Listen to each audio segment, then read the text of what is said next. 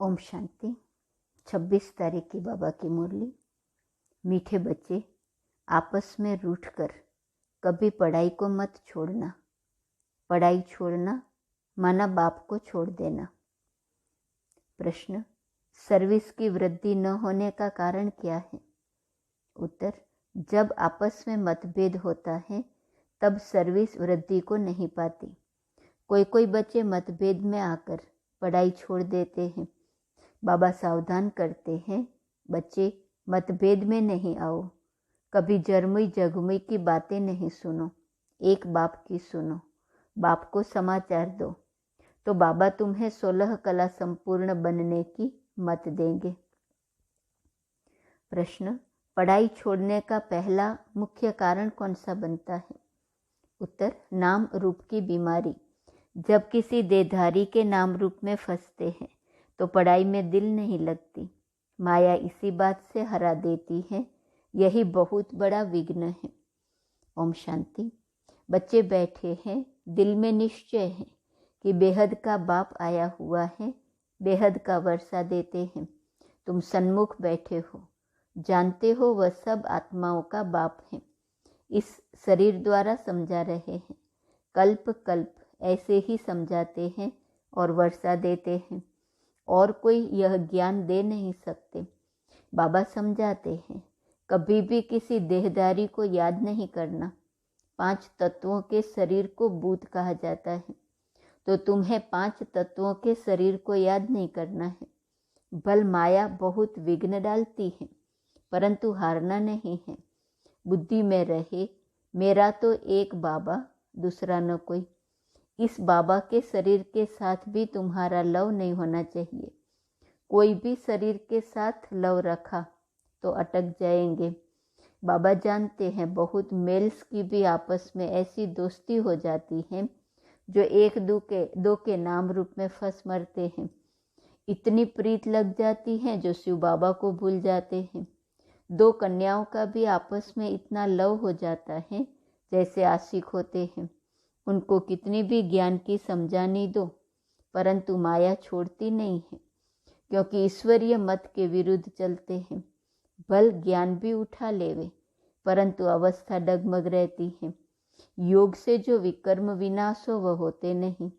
ऐसे बहुत हैं, बाबा नाम नहीं लेते। दूसरी बात, बाबा समझाते हैं कभी भी पढ़ाई नहीं छोड़ना। भल ब्राह्मणी से नहीं बनती है, दिल हट जाती है, परंतु पढ़ाई जरूर पढ़नी है। बाबा को समाचार देते रहना है। आखिर बाबा मतभेद मिटा देंगे। मतभेद के कारण बहुत बच्चे अपना खाना खराब कर देते हैं, अर्थात रजिस्टर पर दाग लगा देते हैं, पढ़ाई छोड़ देते हैं। पढ़ाई कोई भी हालत में छोड़नी नहीं चाहिए। ऐसे बहुत गिर पड़ते हैं। बाबा सावधान करते हैं, बच्चे तुमको कोई से भी जरमुई जगमुई की बातें नहीं सुननी है, एक बाप की ही सुननी है। बहुत बच्चे हैं जो दे अभिमान की बीमारी में रोगी हो मरते हैं। बच्चों को फरमान है, हमेशा बाप को याद करते उनकी ही महिमा करते रहो। शिव बाबा ही कलयुगी पतित दुनिया को पावन श्रेष्ठाचारी बनाते हैं। बाबा को बच्चों का ख्याल रहता है कि माया कहाँ बच्चों को मार न डाले, वह बीमार न कर दे। बच्चे अगर समाचार नहीं देते तो समझ जाता हूँ कि माया का जोर से थप्पड़ लगा है।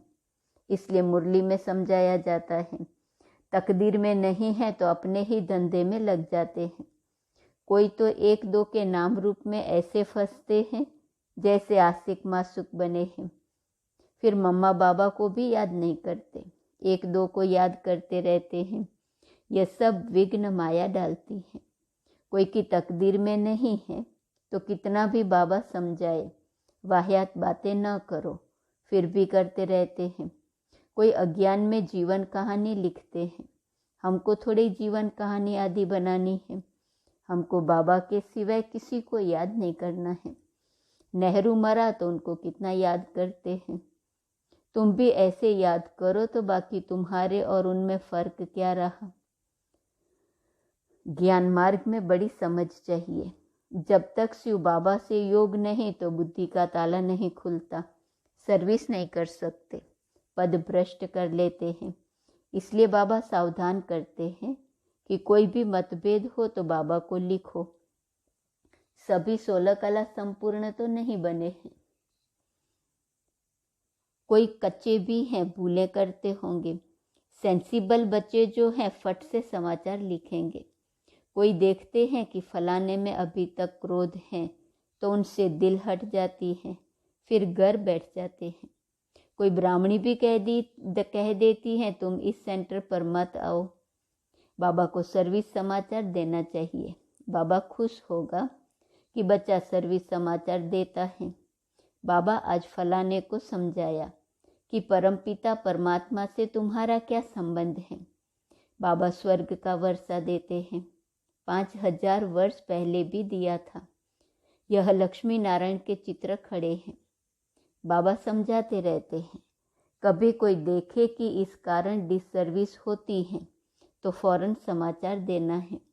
सब संपूर्ण तो नहीं बने हैं, बच्चों को सब कुछ समझाना होता है। बाप कहते हैं मैं बच्चों के आगे प्रत्यक्ष होता हूँ। बहुत बच्चे जो मुझे जानते ही नहीं, उनके सन्मुख कैसे होऊंगा। बच्चों को कहता हूँ मीठे बच्चे, श्रीमत पर चल, अपना पुरुषार्थ कर, जीवन ऊंच बनाओ। तुम सारे विश्व के मालिक बनने वाले हो। जितना जास्ती मुझे याद करेंगे उतना ऊंच पद पाएंगे। इसमें खर्चे की कोई बात नहीं, सिर्फ एजुकेशन है। जिसकी तकदीर में है वह पक्के हो जाते हैं। माया ऐसी है जो 6-8 वर्ष वाले भी देखो आज है नहीं। बाप से नहीं रूठते हैं परंतु ब्राह्मणियों से रूठते हैं। बाबा तो यहाँ बैठा है, शिव बाबा से रूठा तो खत्म हो जाएंगे। बाबा के सिवाय मुरली कैसे सुन सकेंगे।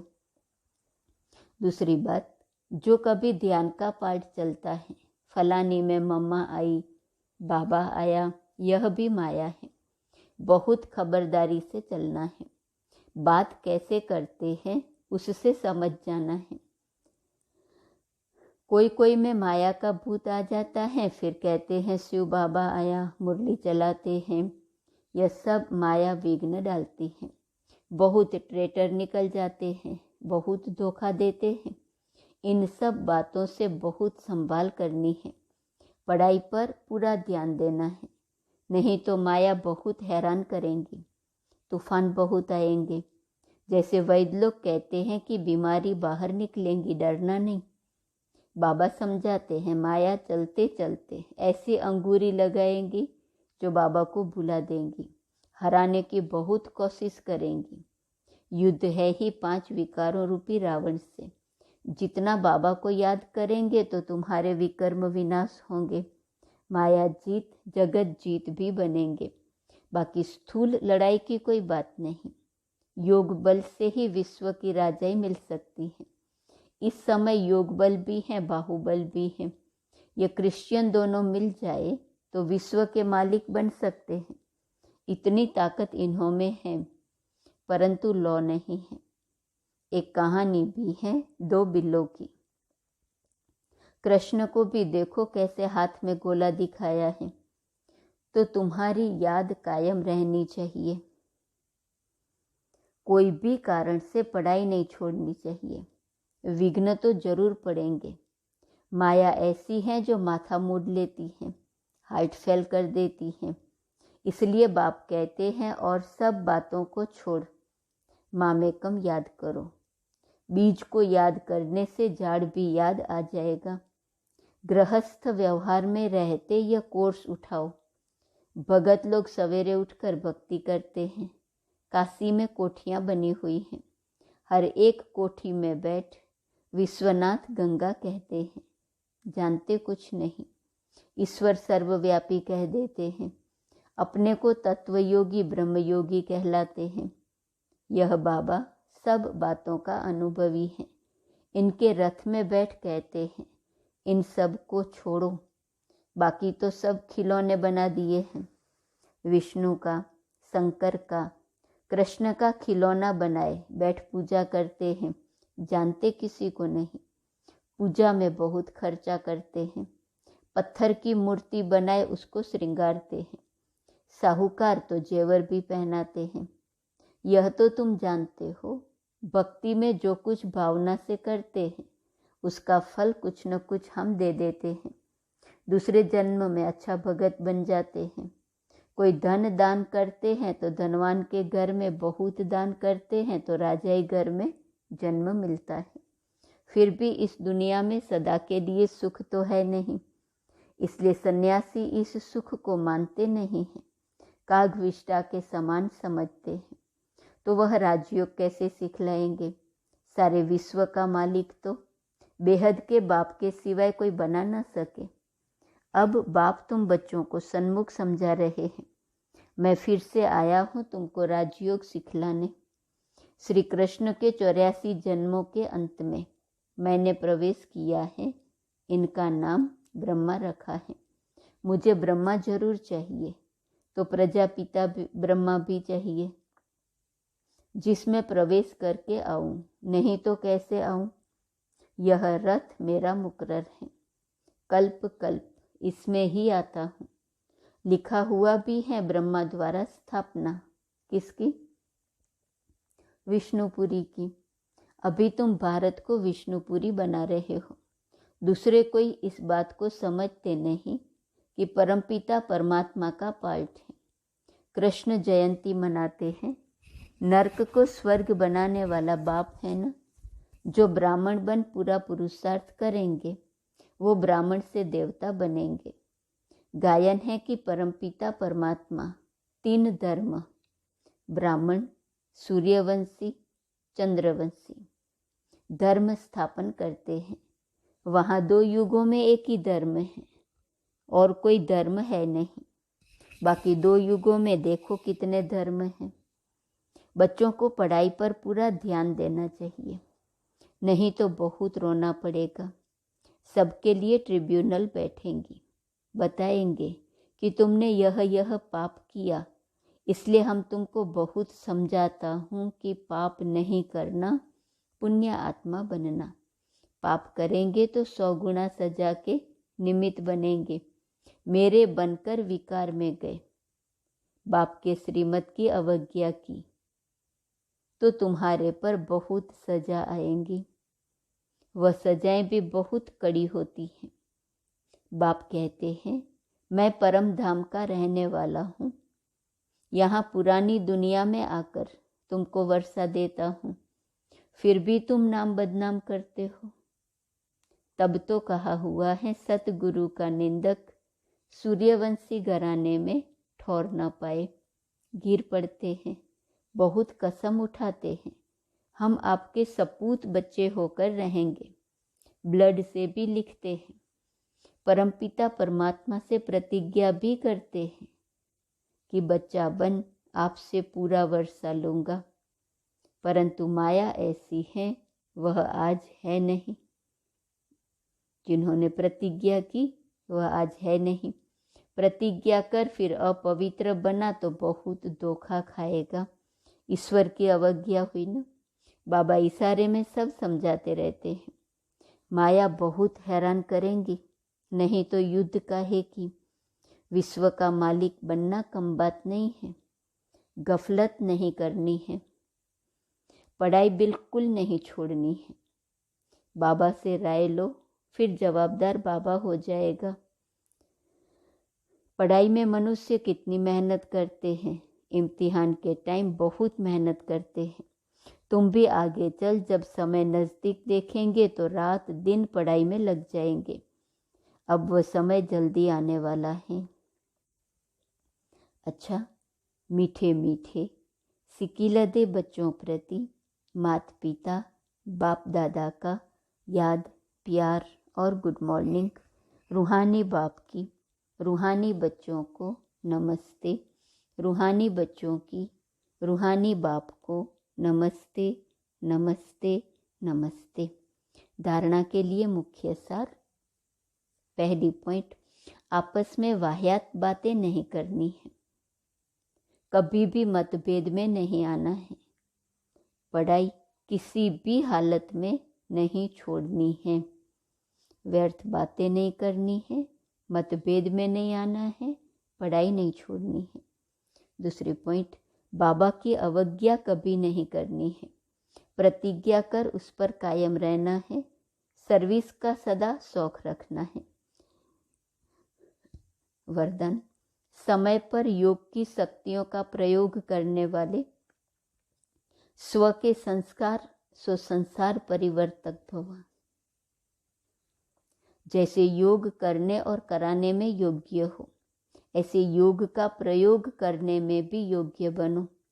सबसे पहले अपने संस्कारों पर योग की शक्ति का प्रयोग करो, क्योंकि आपके श्रेष्ठ संस्कार ही श्रेष्ठ संसार के रचना की नींव है। तो चेक करो कि कोई भी संस्कार समय पर धोखा तो नहीं देते हैं। कैसी भी बात हो, व्यक्ति या वायुमंडल हो, लेकिन श्रेष्ठ संस्कारों को परिवर्तन कर साधारण व व्यर्थ न बना दे।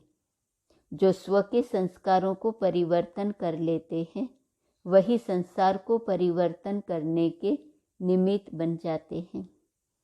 स्लोगन, नंबर आगे लेना है तो स्वभाव इजी और पुरुषार्थ अटेंशन वाला हो।